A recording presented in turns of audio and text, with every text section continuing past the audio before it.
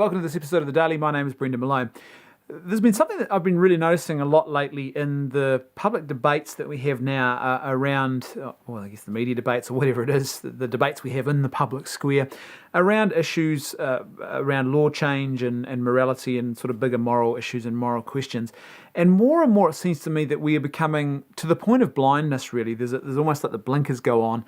And we think about these issues and I think in a very inadequate way. And effectively what I mean by that is that we are just far too self-referential when we think about these big issues. So pick an issue, whether it's, marijuana and drug laws, should they be loosened or should they be left as they are?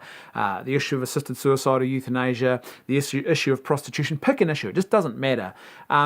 We just, now when we talk about these, when we debate these, it seems that we have given this pride of place, this prominence, this undue prominence to personal choice above all else. This idea that, people should be able to choose to do whatever they want.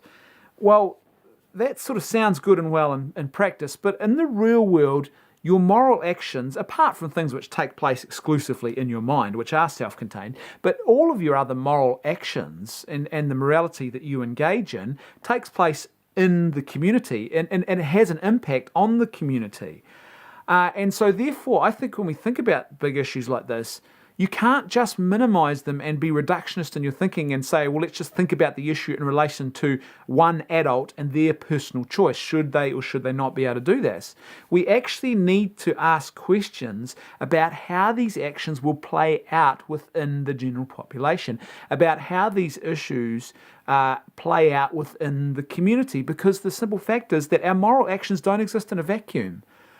I am not just one man making moral decisions or engaging in moral actions.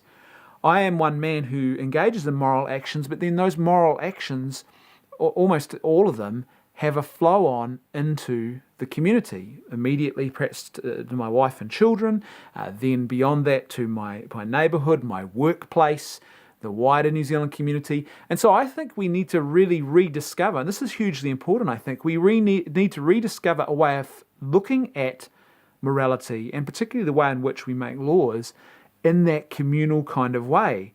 Because if we don't rediscover that, I think we're in very real danger of becoming more and more isolationist, more and more divided as a society into groups, into individuals, and that's when community actually becomes seriously eroded and undermined. See, community isn't just a group of individuals who all happen to be grouped together in the same location.